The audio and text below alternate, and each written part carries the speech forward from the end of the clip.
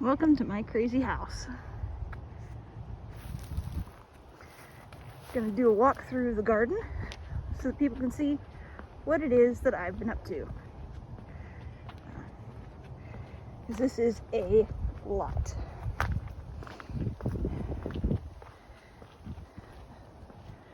First off, I installed what I lovingly dub the wiggle wall. It's this shape to try and keep the net soil on the place the same, so I didn't have to haul soil in and I didn't have to haul soil out. Plus, I think it looks a lot more interesting than the flat walls or the obnoxious slope that the neighbors have.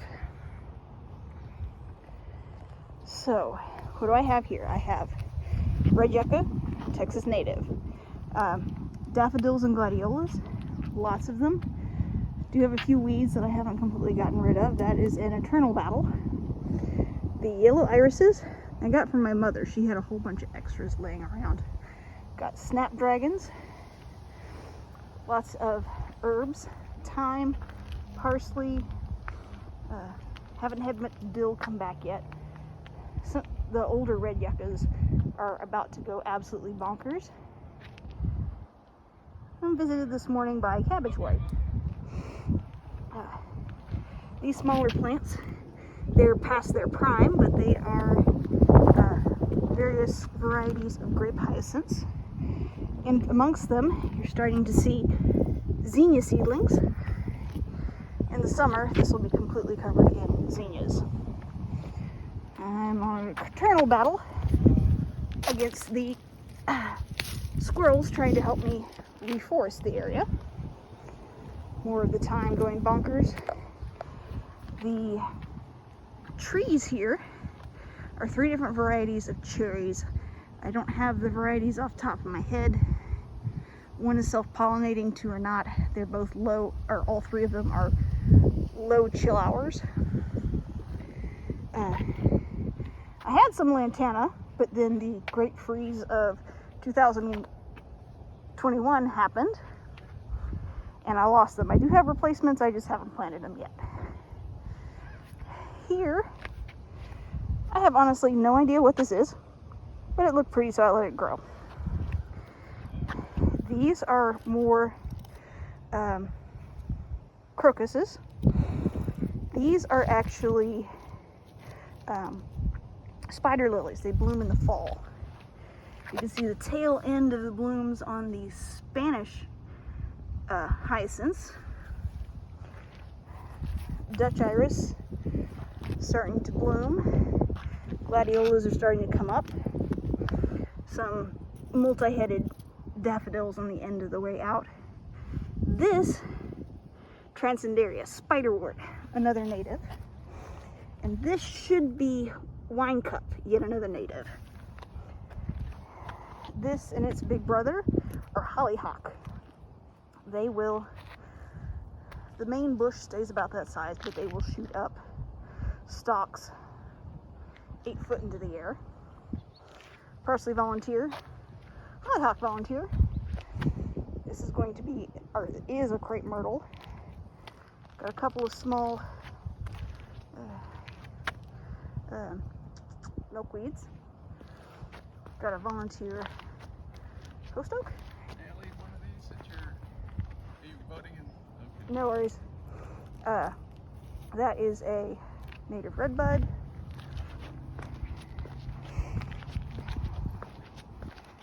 On the other side, we've got more of the same. I've got dill volunteer. Dusty Miller starting to come back from where it got hit hard by the frost. More gladiolas. Just starting. More hollyhock. You can barely see the sprouts.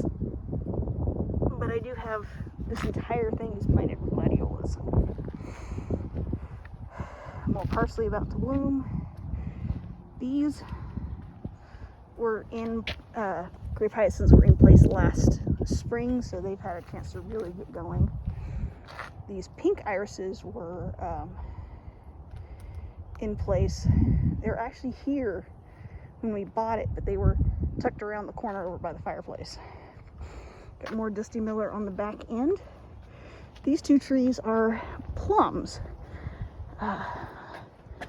Morris, and I don't remember what the other one is. Got hollyhocks flanking either side of the walkway. This is the vegetable patch because it gets shade from the very established crepe myrtle. It's a great place for bunches and bunches of vegetables. So I've got a row of green beans, assorted heat-tolerant lettuces. My spinach is not doing so hot. This is supposed to be spinach. I do have some sprouts of Swiss chard. Those big things are Brussels sprouts. I think they're red Brussels sprouts.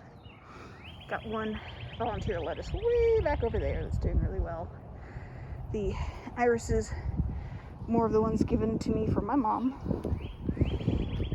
The Wandering Jew, that purple stuff, was established when we got the place. This is kind of the grotto back here. These big things. You are okay. So much for that. Those were elephant ears. Guess I'm putting in junipers like I thought I was going to do. You go back your weed. These are all, I shouldn't do that, echinaceas. More of the assorted grape hyacinths. These are white. I've planted some balsam seed. None seems to be sprouting yet. In amongst all of this, I have a whole bunch of, these are assorted hostas. I love me some hostas, and they survived the freeze, so hooray! This stuff, no clue. It's a volunteer. We're gonna see what it is. I do have some sweet alyssum that survived from last year and or reseeded itself.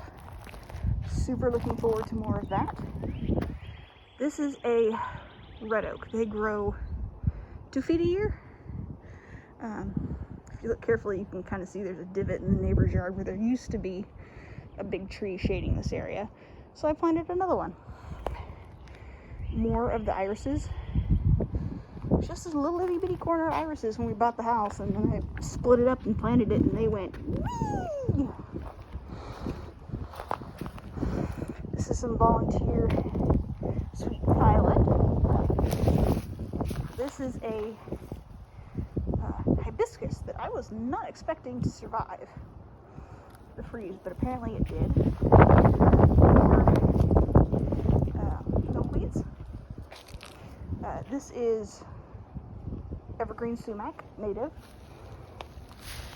I've got some more evergreen sumac back here, but this is dead last on my priority list. I am letting the sweet violets just take over because they never get higher than that.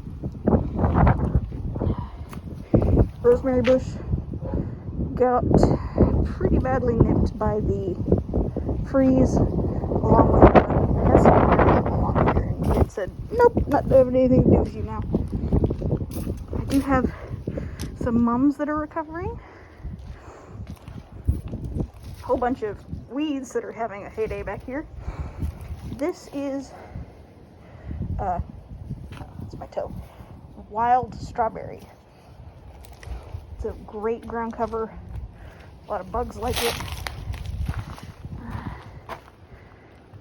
Haven't cleaned the Morning Glory remnants from last year off of this, but this is where I let the Morning Glory grow. This is honeysuckle. It only got planted last fall, so it hasn't had much time to establish itself. Back over this way. I need to turn that sprinkler up.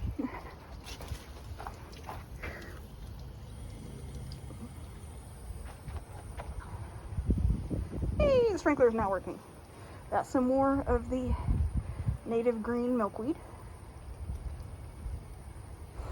these are Indian hawthorn. Few little sprouts survived, but not very much. More hollyhock, and this is purple broccoli. I don't know that I had any of the other broccoli survive. Come on, sprinkler. You know you want to work.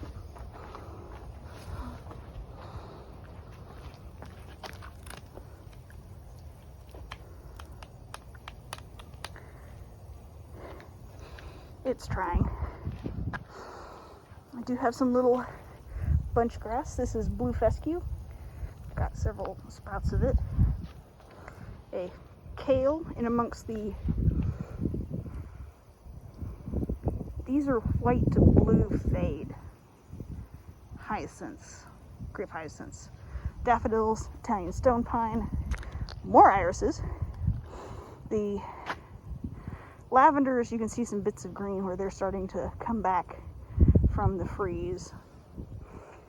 More grape hyacinths. I'm hoping that I had some purple salvia over here, but I don't know that it's coming back. Daffodils, crocus, dewberries. I'm looking forward to lots and lots and lots of dewberries. It is a low-growing, still very aggressive cousin of blackberries. Tastes about the same too. These are a fancy allium that I purchased. I was expecting globe, but I got those. This is fancy. This is native allium. Oh no, you're one of that. There are some native alliums around here. More. These are green Brussels sprouts. You can see the damage the cabbage whites have been into at these. Pretty much impossible to grow them around here after it gets warm enough for the butterflies to have that. Tropical milkweed. That one's going to be white Asclepias. Come here, friend. You do not need to go that way. You need to go this way. Training the dewberries is an eternal struggle. They only got planted last spring, so they have still trying to come to an accord. More of the tropical milkweed. Another native redbud. This one was actually a volunteer seedling last year. It was started from seed, and it's that now. Take advantage of volunteers. Sometimes they can be really awesome. These are pink grape hyacinths. They've already bloomed out. More curly kale. A southern magnolia. I believe this one's a dwarf. These are red Brussels sprouts. Don't know if they'll grow now that it's cabbage white season, but they're there. Starting to see some lovely buds on. This is a white climbing rose.